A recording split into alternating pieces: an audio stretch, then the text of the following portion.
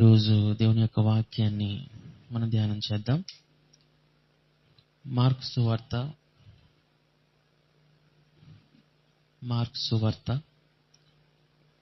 3వ అధ్యాయము. మార్కు సువార్త 3వ అధ్యాయము 13 నుంచి కొన్ని వచనాలు చదువుకుందాం. మార్కు సువార్త 3వ అధ్యాయము 13 నుంచి నేను చదువుతున్నాను. అందరూ కూడా శ్రద్ధగా వినండి. ఆయన కొండెక్కి తనకిష్టమైన వారిని పిలువగా వారు ఆయన యొద్దకు వచ్చిరి. వారు తనతో కూడా ఉండునట్లును దెయ్యములను వెళ్లగొట్టు అధికారము గలవారై సువార్త ప్రకటించుటకును వారిని పంపవలెనని ఆయన 12 మందిని నియమించెను. వారెవరనగా ఆయన పేతురను పేరు పెట్టిన సీమోను, జెబెదయి కుమారుడగు యాకోబు, అతని సహోదరుడగు యోహాను. వీరిద్దరికి ఆయన బోయనెర్గెస్ అని పేరు పెట్టెను. బోయనెర్గెసు అనగా ఉరిమిడి వారని అర్థం. ఆంద్రెయ, ఫిలిప్పు, బర్తొలొమయి, మత్తయి, తోమా, అల్ఫయి కుమారుడగు యాకోబు, తద్దయి, కనానీయుడైన సీమోను, ఆయనను అప్పగించిన ఇస్కరియోతు యూదా అనువారు. ఈ యొక్క చదవబడిన వాక్య భాగంలో యేసు ప్రభు తన పరిచర్యకు ప్రారంభిస్తున్న తొలి దినాలలో ఆయన కొంతమంది శిష్యులను ఏర్పాటు చేసుకున్నాడు. సాధారణంగా ఎవరైనా సరే క్రొత్తగా పరిచర్యను ప్రారంభిస్తే శిష్యులు బాగా నైపుణ్యం గల వారిని పెట్టుకోవడానికి ఇష్టపడతారు. లేకపోతే తమ బోధన వినేవారు మంచివారై ఉండాలని కోరుకుంటారు. ఒక గురువు ఎప్పుడూ కూడా శిష్యుడు ఎలా ఉండాలని అనుకుంటాడంటే సంపూర్ణమైన విధేయత చూపించేవాడిగా ఉండాలని అనుకుంటాడు.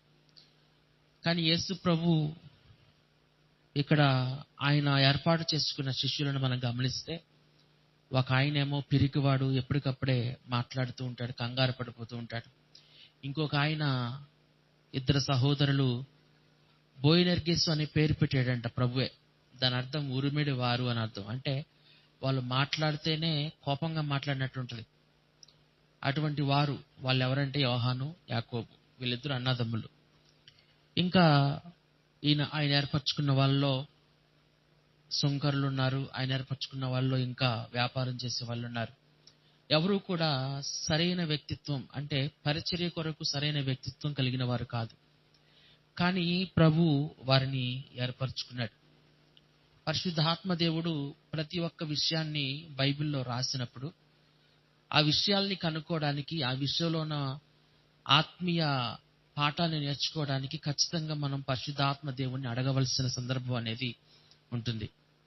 ఎందుకంటే దీన్ని రాసింది దేవుడు కాబట్టి. ఒక నవల మీరు చదివితే ఆ నవల మీకు అర్థం కాకపోతే ఆ నవల రాసిన వ్యక్తికి అడిగితే ప్రశ్నలు ఆయన చెప్తాడు.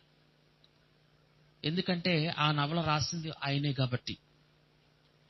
ఈ ప్రపంచంలో ఏ పుస్తకం రాసినా అందులో ఉన్న డౌట్స్ ని తెలుసుకోవాలి, అనుమానాలు తెలుసుకోవాలి అని అనుకుంటే గనక అది ఎవరైతే రాశారో వాళ్ళని అడగాలి. అదేవిధంగా పరిశుద్ధ గ్రంథాన్ని ఎవరు రాశారు అని అంటే వివిధమైన వ్యక్తులు రాసి ఉండొచ్చు కానీ, 40 మంది ప్రవక్తలు రాసి ఉండొచ్చు కానీ 40 మందిని కూడా ఉపయోగించుకున్నది ఎవరు అని అంటే పరిశుద్ధాత్మ దేవుడు.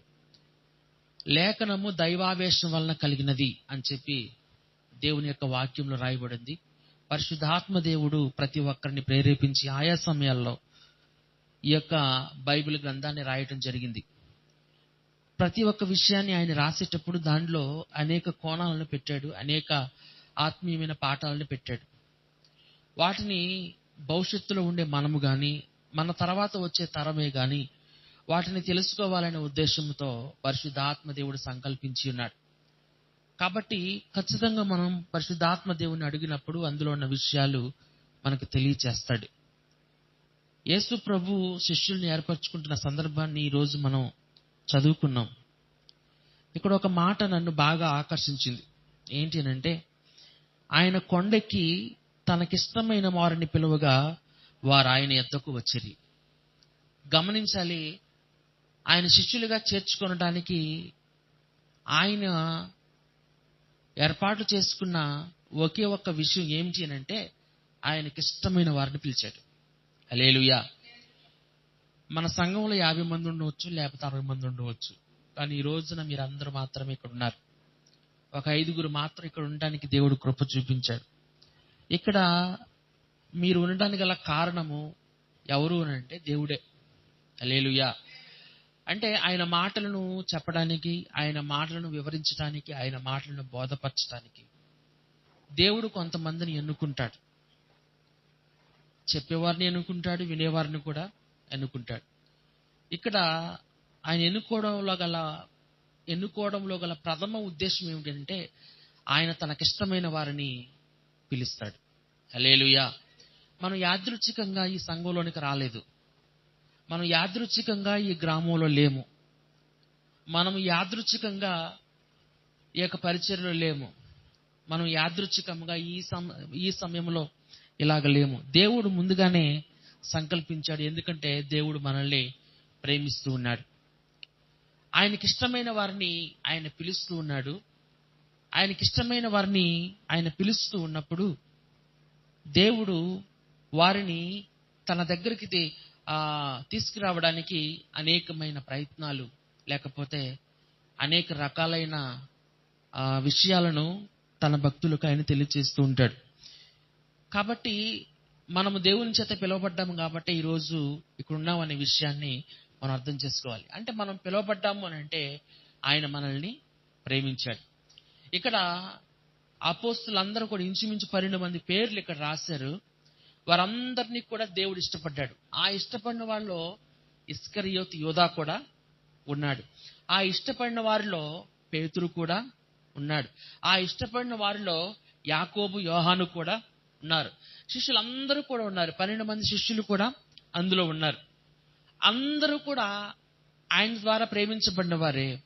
అయితే ఆయన వారిని పిలిచినప్పుడు వారు ఆయన దగ్గరికి వచ్చారు. ఇక్కడ ఒక విషయాన్ని మనం ఆలోచన చేస్తే, ఆయన కొండకి తనకిష్టమైన వారిని పిలిచినప్పుడు వారందరూ కూడా ఆయన యొద్దకు వచ్చారు. ఆయన కొండకి పిలిచినప్పుడు వీళ్ళు కూడా ఎక్కడికి వెళ్ళారు అని అంటే ఆ కొండ మీదకే వెళ్ళారు. హల్లెలూయా. ఆ కొండ మీద ఉన్న ప్రభువుని కలుసుకోవడానికే వెళ్ళారు. ఈ విషయము నన్ను బాగా ఆలోచింపజేసింది. ఎందుకనంటే దేవుడు తనకిష్టమైన వారిని పిలిచినప్పుడు దేవుడు వారిని ఏ అనుభవం గుండా నడిపిస్తాడంటే కొండెక్కే అనుభవం గుండా నడిపిస్తాడు. హల్లెలూయా. కొండెక్కే అనుభవం కింద నడిపిస్తాడు. యేసన్న గారు ఒక పాట పాడతారు.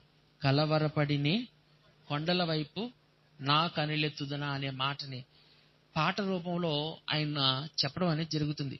మనకు కలవరం వచ్చినప్పుడు, లేకపోతే మనకు బాధ వచ్చినప్పుడు, మన జీవితంలో అనేక సమస్యలు వచ్చినప్పుడు మనం ఏం చేస్తామంటే సహాయం ఎక్కడి నుంచి వస్తుంది అని చెప్పి మన కళ్ళు వెతుకుతూ ఉంటాయి.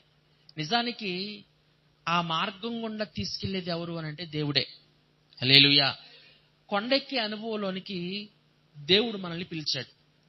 కొండెక్కే మార్గంలోనికి దేవుడు మనల్ని పిలిచాడు. అన్యులుగా ఉంటున్నప్పుడు మనం చాలా కొండలు ఎక్కే ఉంటాం. చాలా రకాల దేవతలు కానీ దేవుళ్ళు కానీ మనం పూజించే ఉంటాం. కానీ యేసు ప్రభువు నమ్ముకున్న తర్వాత మనం శారీరకంగా కొండెక్కడం అనే దాని గురించి నేను మాట్లాడతలేదు. కానీ మన ఆత్మీయ జీవితంలో కొండెక్కే అనుభవంలోనికి మనం వెళ్తాం.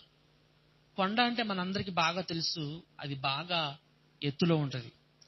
కొన్ని కొండలైతే మేఘాల అంచుకు కూడా వెళ్ళిపోతూ ఉంటాయి. వాటి మీద నుంచి మేఘాలు వెళ్తూ ఉంటాయి. మీరు అరకులో వెళ్తే గనక అక్కడ సువార్తకు మేము వెళ్ళినప్పుడు సుంకరమెట్ట అనే ఒక ప్రాంతానికి మేము వెళ్ళినప్పుడు అక్కడ రోడ్డు మీద నుంచి మేఘాలు వెళ్తున్నాయి.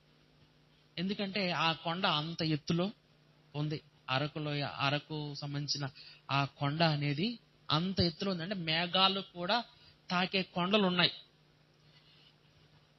అంటే అది బాగా ఎత్తులో ఉంటుందనే విషయాన్ని మనం అర్థం చేసుకోవాలి. మనము కింద నుంచి ఎత్తుకు వెళ్తున్నప్పుడు స్పీడ్గా వెళ్తామా, స్లోగా వెళ్తామా? పైనుంచి కిందకు వచ్చేటప్పుడు స్పీడ్గా వస్తామా, స్లోగా వస్తామా? ఎందుకని వ్యత్యాసం అని అంటే శాస్త్రవేత్తల్లో ఒక ఆయన ఉన్నాడు, ఐజాక్ న్యూటన్ అని. ఆయన ఒకటి కనుక్కున్నాడు. ఆయన ఒక యాపిల్ చెట్టు కింద కూర్చున్నప్పుడు యాపిల్ చెట్టు అది పండిపోయింది, కింద పడిపోయింది. సాధారణంగా మనం అలా కింద పడిపోతే దాన్ని కోసుకుని తినేస్తాం. కానీ ఆయన ఏమనుకున్నాడంటే, పైన వేలాడిన ఆ యొక్క యాపిల్ చెట్టు కింద ఎందుకు పడింది అని ఆలోచించాడు.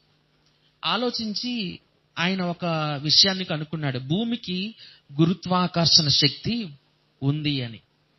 ఒక కొన్ని కిలోమీటర్లు దాటితే ఆ గురుత్వాకర్షణ శక్తి పనిచేయదు. మనము కింద నుంచి విసిరిన ఏ యొక్క రాయి అయినా సరే, వస్తువైనా సరే, ఏదైనా సరే అది ఖచ్చితంగా కిందకి పడుతుంది. ఎందుకంటే భూమి దాన్ని ఆకర్షిస్తుంది. దాన్నే గురుత్వాకర్షణ శక్తి అంటారు. కొండెక్కేటప్పుడు కూడా ఈ ఆకర్షణ శక్తి అనేది పనిచేస్తుంది. అందుకనే మనం కొండెక్కినప్పుడు స్పీడ్గా ఎక్కలేం. కారణం ఏంటంటే గురుత్వాకర్షణ శక్తి మనల్ని కిందకి లాగుతుంది. భూమి యొక్క శక్తి మనల్ని కిందకి లాగుతుంది. దాని నుంచి మనం తప్పించుకోవడానికి వీల్లేదు. ఆ భారంతోనే మనం పైకి ఎక్కాలి. అందుకనే కొండెక్కేటప్పుడు చాలా ప్రయాస, కొండెక్కేటప్పుడు చాలా నీరసం వస్తుంది, కొండెక్కేటప్పుడు చాలా ఆయాసం వస్తుంది. కొండెక్కేటప్పుడు ఏదైనా ఒక మంచి కారణం లేకపోతే కొండెక్కడానికి మనం ఇష్టపడ్డాం. హల్లెలూయా. మీరు గమనించాలి, ఆయన కొండెక్కి తన శిష్యుల్ని పిలిచినప్పుడు ఆ శిష్యులు కూడా కొండెక్కి ఆయన దగ్గరికి చేరారు. హల్లెలూయా. తనకిష్టమైన వారిని పిలిచినప్పుడు ఆయన ఈ కొండ ఎక్కే అనుభవంలోనికి తీసుకుని వెళ్తాడు. హల్లెలూయా. గమనించాలి, ఈ కొండ ఎక్కే అనుభవంలో ఒకవేళ మనం ఉంటే గనక ఆ కొండ చివరి దాకా చేర్చేది ఏమిటి అని అంటే ఆయన పిలుపు మాత్రమే. హల్లెలూయా. హల్లెలూయా. మనుషుడు రొట్టె వలన మాత్రము కాదు గాని దేవుని నోట నుండి వచ్చు ప్రతి మాట వలన జీవించును అని రాశారు. అంటే మనము కేవలం ఆహారము ద్వారా మాత్రమే మనం బలం పొందుకుంటామని అనుకుంటాం. కానీ మనకి బలము కావాలి అని అంటే ఆహారం మాత్రమే కాదు, దేవుని యొక్క మాట కూడా కావాలి. హల్లెలూయా. ఈ శిష్యులు ఆ కొండ ఎక్కినప్పుడు అక్కడ దాకా చేర్చింది ఏమిటి అని అంటే ప్రభు యొక్క స్వరమే. హల్లెలూయా. ప్రభు యొక్క స్వరమే అక్కడ దాకా చేర్చడం అనేది జరిగింది. ఆ తర్వాతే దేవుడు వారిని వాడుకున్నాడు. ఆ తర్వాతే దేవుడు వారిని వినియోగించుకున్నాడు. ఆ తర్వాతే దేవుడు తన పరిచర్యలో గొప్పగా వారిని ముందుకు తీసుకెళ్ళడానికి దేవుడు కృప చూపించడం అనేది జరిగింది. కానీ ఖచ్చితంగా మనము ఆ యొక్క అనుభవంలోనికి వెళ్ళాలి అంటే ముందుగా దేవుడు ఏం చేస్తాడంటే కొండెక్కి అనుభవంలోనికి తీసుకుని ఖచ్చితంగా భూమి మీద ఉన్న ఆ యొక్క శక్తి మనల్ని ఖచ్చితంగా వెనక్కి లాగుతుంది. ఆత్మీయంగా నేను చెప్తున్నాను, భూమి మీద భూ సంబంధిగా ఉన్న సాతాను శక్తులు కానీ, చీకటి శక్తులు కానీ, దయ్యపు శక్తులు కానీ అవి ఏం చేస్తాయంటే మనం ముందుకు వెళ్లకుండా వెనక్కి లాగడానికి ప్రయత్నం చేస్తాయి. అది ఏదైనా కావచ్చు. ఈ లోకములో మనం ఏదైనా ఎక్కువగా ప్రేమించినప్పుడే కావచ్చు, అది ఏదైనా వ్యసనమే కావచ్చు, అది ఏదైనా ఒక వ్యక్తే కావచ్చు, అది ఏదైనా ఒక వాహనమే కావచ్చు, అది ఏదైనా వేరే లోక సంబంధమైన విషయము ఏదైనా కావచ్చు. అది ఏం చేస్తుంది అంటే ముందుకు వెళ్లకుండా వెనక్కి లాగుతుంది. హల్లెలూయా. ఇటువంటి సందర్భంలో మనము ఈ కొండెక్కి అనుభవంలో ఉన్నప్పుడు ఖచ్చితంగా మనం బలము పొందుకొని ముందుకెళ్ళాలి. ఈ బలము ఎక్కడి నుంచి వస్తుంది అని అంటే ఆయన మాట ద్వారా మాత్రమే వస్తుంది. హల్లెలూయా. హల్లెలూయా. మనం చాలా సార్లు దీన్ని చదువుకున్నాం. అబ్రహాము ఇస్సాకుని బలి ఇవ్వడానికి వెళ్తూ ఉన్నప్పుడు, మోరియా కొండని ఎక్కుతూ ఉన్నప్పుడు ఆయన ఏం చేస్తాడంటే తన చేతిలో కత్తి పట్టుకుంటాడు, ఇంకొక చేతిలో నిప్పు రవ్వల్ని పట్టుకుంటాడు. కట్టెల్ని ఎవరి మీద వేస్తాడంటే ఇస్సాకు మీద వేస్తాడు. వీళ్ళిద్దరూ కూడా నడిచి వెళ్తున్నప్పుడు ఆయనకు అనేకమైన ఆలోచనలు రావచ్చు బహుశా. ఏమిటి అని అంటే కొండ మీద నా కొడుకు నిన్ను బలి ఇవ్వడానికి తీసుకుని వెళ్తున్నాను. భూమి మీద అతనికి విస్తారమైన ఆస్తి ఉంది. భూమి మీద అతనికి చాలా పనివారు ఉన్నారు. భూమి మీదే అతని యొక్క భార్య ఉంది. భూమి మీదే అతని యొక్క గుడారాలను ఉన్నాయి. కానీ వాటన్నిటినీ కూడా విడిచిపెట్టి ఆయన ఎక్కడికి వెళ్తున్నాడంటే తాను ఎంతగానో ప్రేమించే ఇస్సాకుని దేవునికి బలి ఇవ్వడానికి వెళ్తున్నాడు. అక్కడికి వెళ్లే వరకు కూడా అక్కడ పొట్టేలు ఉంటుందనే విషయం అబ్రాహాముకి తెలీదు. ఎందుకంటే పొట్టేలు అతనికి కనపడలేదు. అప్పుడు అక్కడికి వెళ్లేంత వరకు కూడా దేవుడు తనతో మాట్లాడి ఆ బలిని ఆపు చేస్తాడనే సంగతి అబ్రాహాముకి తెలియదు. కానీ ఆయన విశ్వాసంతో వెళ్తూ ఉన్నప్పుడు తన పనివారితో ఏమంటాడంటే మీరు ఇక్కడే ఉండండి, నేనును ఈ కుమారుడు వెళ్ళి ఆయనను ఆరాధించి ఆయనకు బలి అర్పించి మరలా తిరిగి వస్తాము అని అంటాడు. హల్లెలూయా. వస్తాను అని అండు, వస్తాము అని అంటాడు. అంటే మీ ఇద్దరం ఖచ్చితంగా వస్తామని అన్నాడో, లేకపోతే ఆయన యొక్క ఉద్దేశం ఏమై ఉన్నది అని అంటే, మనం చాలా జాగ్రత్తగా గమనిస్తే, మృతతుల్యమైన శారా శరీరము నుండి దేవుడు ఇస్సాకుని బయటికి తీసుకొచ్చినప్పుడు, స్త్రీ ధర్మము నిలిచిపోయిన శారాకి దేవుడు గర్భమునిచ్చి ఇస్సాకును ఈ భూమి మీదకి తీసుకొచ్చిన దేవుడు, ఒకవేళ ఇస్సాకు చనిపోయినా గాని మరలా తిరిగి బ్రతికించగలడు. హల్లెలూయా.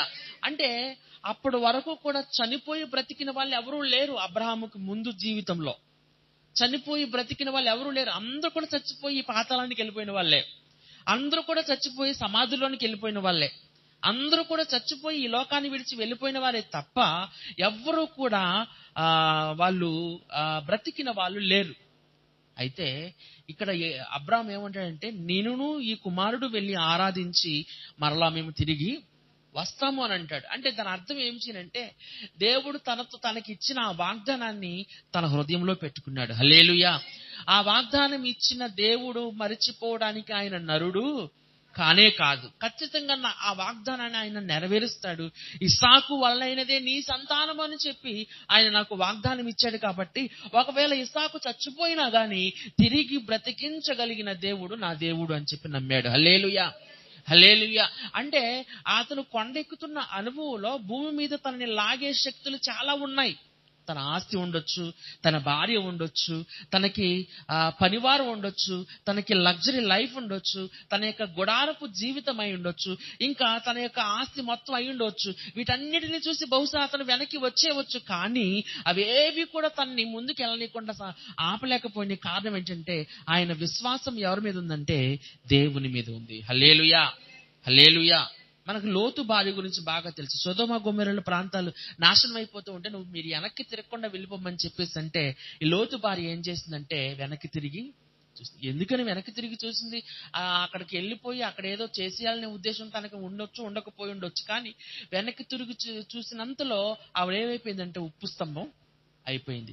అంటే ఏదో ఆ సొదొమ గొమొర్రాలో తన ఆస్తి ఉండవచ్చు, లేకపోతే తనకిష్టమైన వస్తువులు ఉండి ఉండవచ్చు, లేకపోతే తనకిష్టమైన ఇల్లు ఉండి ఉండవచ్చు, లేకపోతే తనకిష్టమైన వ్యక్తులు ఉండి ఉండవచ్చు, ఎవరో లేకపోతే ఏదో తనకి నచ్చి బహుశా అది చివరిసారిగా చూడడానికి వెనక్కి తిరిగిందేమో, మనకు తెలియదు. అక్కడే తను ఉప్పు స్తంభం అయిపోయింది. ఎందుకని ఈ విషయాన్ని చెప్తున్నానంటే, మనం ముందుకు వెళ్లకుండా వెనక్కి లాగే శక్తులు చాలా బలమైనవి. ఈ లోకంలో చాలా బలమైనవి ఉంటాయి. చాలా బలమైనవి మనల్ని వెనక్కి లాగుతూ ఉంటాయి. చాలా బలమైన విషయాలు మనల్ని వెనక్కి లాగుతూ ఉంటాయి. అబ్రహాము కూడా అలాంటి విషయాలు ఉన్నాయి. అబ్రహాము జీవితంలో అప్పటికి ఎవరూ కూడా దేవుని నమ్ముకున్న వాళ్ళు లేరు. ఒక రకంగా చెప్పాలంటే అబ్రహాము ఒక్కడే విశ్వాస జీవితంలో ఉన్నాడు. దేవుని నామానికి మహిమ కలుగును గాక. అబ్రహాము ఒక్కడే విశ్వాస జీవితంలో నడుస్తున్నాడు. తన భార్య అయిన శారా కూడా తనకంటే గొప్ప విశ్వాసురాలేమీ కాదు. తనే గొప్ప విశ్వాసిగా ఉన్నాడు. విశ్వాసుల తండ్రిగా అప్పటి నుంచే ఆయన్ని పిలవడం అనేది జరిగింది. ఎందుకని ఈ విషయాన్ని చెప్తున్నానంటే, తనకి విశ్వాసుల యొక్క సహవాసం లేదు, లేకపోతే తనకి వాక్యం చెప్పడానికి పాస్టర్ గారు ఎవరు లేరు, కనీసం ప్రార్థన చేసుకోవడానికి ఒక చర్చి కూడా ఆ దినాల్లో లేదు, తనకు మంచి మాటలు చెప్పడానికి ఎవరూ కూడా అందుబాటులో లేరు. కనాను దేశంలో అనేక మంది అన్య జాతులు నివసిస్తున్న ఆ ప్రదేశంలో అబ్రహాము కేవలం ఒక్కడే ఉండి ఆయన దేవుని మీద అచంచలమైన విశ్వాసాన్ని చూపించాడు. హల్లెలూయా. కారణం ఏమిటంటే ఆయన హృదయం ఎప్పుడూ కూడా ఆయన వాగ్దానం వైపుకే చూస్తూ ఉంది. ఆయన యొక్క స్వరాన్ని వింటూనే ఉంది. ఆయన యొక్క స్వరాన్ని జ్ఞాపకం చేసుకుంటూనే ఉంది. ఆ స్వరము ఆ అబ్రహాముకి ఆ కొండెక్కడానికి బలాన్ని ఇచ్చింది.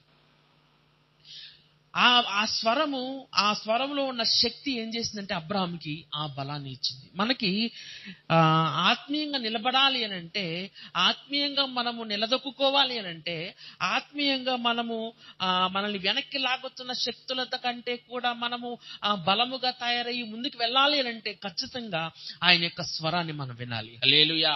ఆ స్వరం అనేది ఎక్కడి నుంచైనా మనకు రావచ్చు, వాక్యంలో నుంచి రావచ్చు, సహోదరుల దగ్గర నుంచి రావచ్చు, లేకపోతే దర్శనంలో నుంచి రావచ్చు, లేకపోతే ఇంకా వేరే ఏ రూపంలో అయినా సరే రావచ్చు. దేవుడు ఒక్కొక్కసారి అన్యుల ద్వారా కూడా మాట్లాడుతూ ఉంటాడు. దేవుడు ఒక్కొక్కసారి దెయ్యాల ద్వారా కూడా మాట్లాడుతూ ఉంటాడు.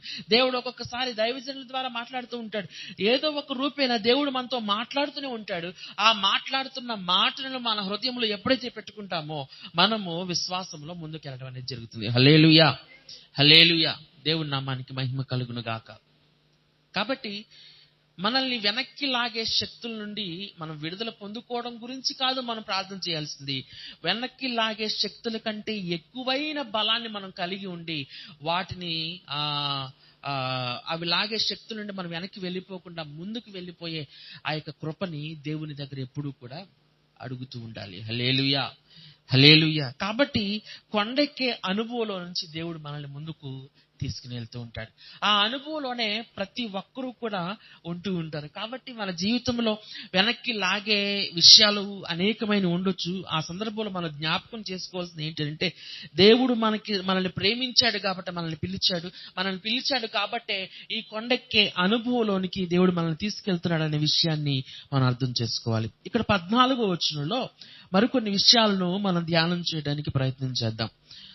14వ వచనంలో ఇలాగుంది: వారు తనతో కూడా ఉండినట్లును దెయ్యములను వెళ్ళగొట్టు అధికారము గల వారై సువార్త ప్రకటించుటకును వారిని పంపవల్లని ఆయన 12 మందిని నియమించెను. హల్లెలూయా.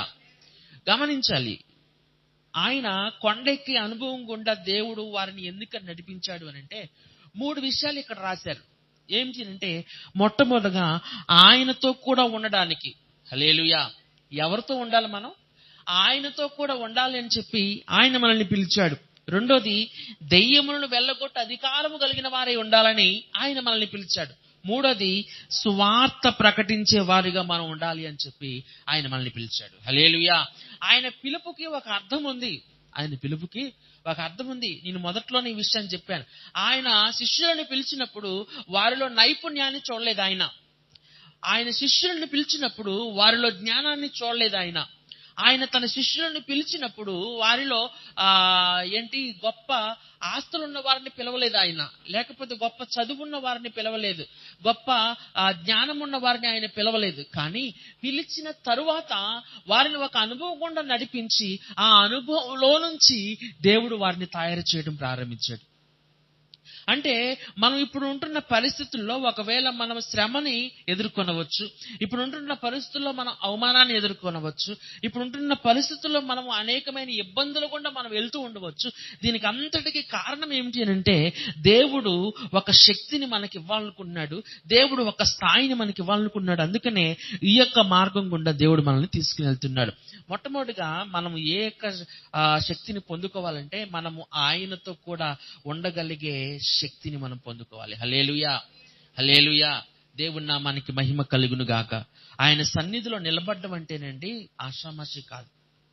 ఆయన సన్నిధిలోనికి రావడం అంటేనండి ఆషామాషి కాదు.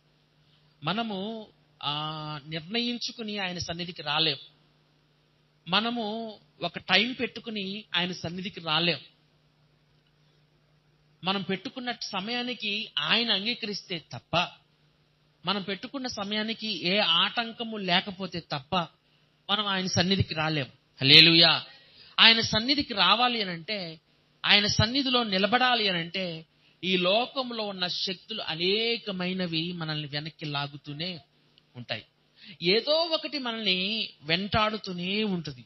ఏదో ఒక ఆలోచన మనల్ని వెంటాడుతూనే ఉంటుంది. ఏదో ఒక ఇబ్బంది మనల్ని వెంటాడుతూనే ఉంటుంది. కరెక్ట్ గా ఆయన సన్నిధిలో ప్రార్థించే సమయానికే అన్ని కూడా మనకి ఎదురవడం అనేది జరుగుతుంది. అన్ని ఇబ్బందులు కూడా మనకి వెనక్కి లాగడం అనేది జరుగుతూ ఉంటుంది. ఎందుకని విషయాన్ని చెప్తున్నానంటే, ఆయన సన్నిధికి వెళ్తూ ఉంటే సాతానికి అసలు ఇష్టమే ఉండదు. ఏమండి, లోకంలో ఎవరైనా సరే సినిమాకి వెళ్దామంటే 10 మంది తోడుగా వస్తారు.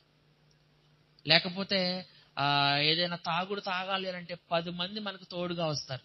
లేకపోతే ఏదైనా వ్యభిచారం చేయాలంటే 10 మంది సలహాలు ఇస్తారు. ఏదైనా చెడిపోయే కార్యక్రమాలు చేయాలి అని అంటే 10 మంది మనకి సలహాలు ఇచ్చి దాని ద్వారా మనల్ని నడిపించే వాళ్ళు ఉన్నారు. కానీ చర్చికి వెళ్ళి మనం బాగుపడదాం, వాక్యం చదివి మనం బాగుపడదాం అంటే అందరూ సహాయం చేసే బదులు తిరిగి వాళ్ళు ఏం చేస్తారంటే అవహేళన చేస్తారు, వెటకారంగా మాట్లాడతారు, లేకపోతే ఇబ్బందులు పెడతారు, లేకపోతే అనేక రకాలైన మాటలు మాట్లాడుతూ ఉంటారు, లేకపోతే అనేక రకాలైన బలవంతమైన విషయాలను చొప్పించడానికి అనేక రకాలుగా జరిగిస్తూ ఉంటారు.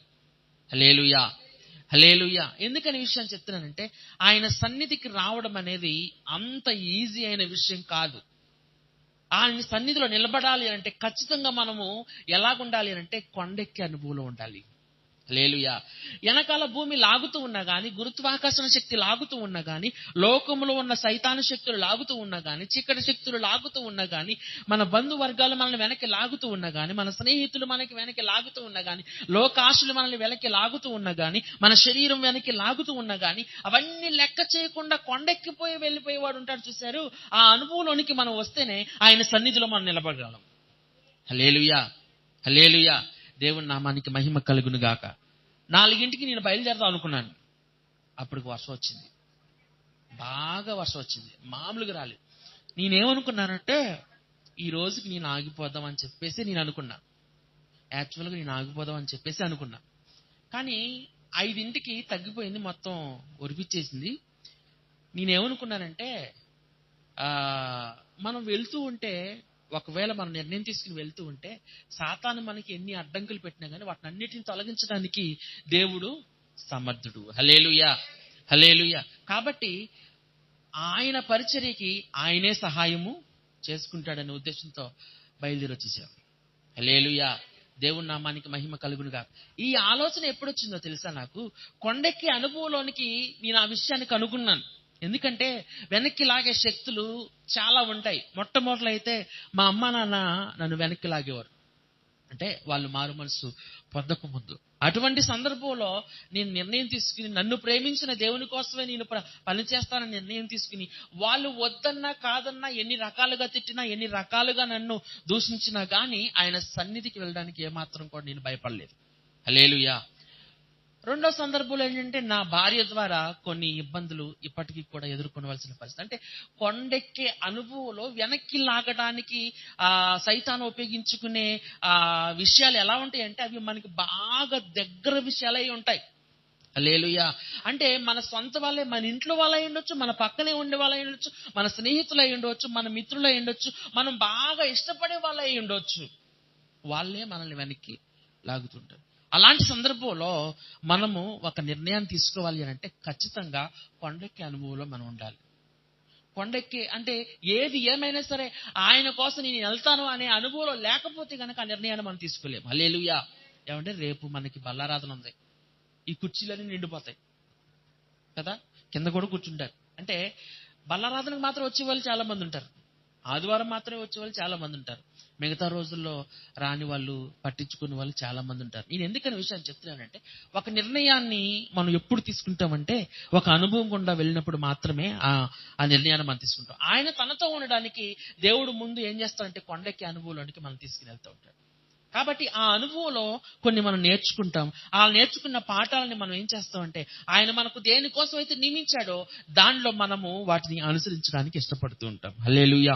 రెండోది, ఆయన తనతో ఉండడానికి మనల్ని పిలుచుకున్నాడు. రెండోది, ఆయన దెయ్యాలని వెళ్ళగొట్టడానికి మనల్ని పిలుచుకున్నాడు. హల్లెలూయా, హల్లెలూయా. చూడండి, కొన్ని దెయ్యాలు మీరు ప్రార్థన చేయగానే వెళ్ళిపోతాయి, కొన్ని దెయ్యాలు మీరు ఉపవాసం ఉండి ప్రార్థన చేస్తే వెళ్తాయి. కానీ కొన్ని దెయ్యాలు మీరు ప్రార్థన చేసినా వెళ్ళవు, మీరు ఉపవాస ప్రార్థన చేసినా సరే ఎలా వెళ్తాయి? దేవుడు మీతో ఉంటే. హల్లెలూయా. దేవుడు ఎవరితో ఉంటే? మీతో ఉంటే. మనము దేవునితో ఉండడానికి దేవుడు మనల్ని పిలుచుకున్నాడు. రెండోది, దేవుడే మనతో ఉండడానికి దేవుడు మనల్ని పిలుచుకున్నాడు. హల్లెలూయా. అంటే మనం ఎక్కడికి వెళ్ళినా కానీ ఆయన మనతో వస్తాడు. మనం ఎక్కడికి వెళ్ళినా కానీ ఆయన సన్నిధి మనతో కూడా ఉంటుంది. మనం ఎక్కడికి వెళ్ళినా కానీ ఆయన ఆలోచనల చేత మనతో మాట్లాడుతూనే ఉంటాడు. మనం ఎక్కడికి వెళ్ళినా కానీ కొన్ని సంఘటనల ద్వారా దేవుడు మనతో మాట్లాడుతూనే ఉంటాడు. మనం ఎక్కడికి వెళ్ళినా కానీ ఆయన యొక్క స్పర్శ మనల్ని తాకుతూనే ఉంటుంది. దేవుని నామానికి మహిమ కలుగును గాక. హల్లెలూయా. హల్లెలూయా.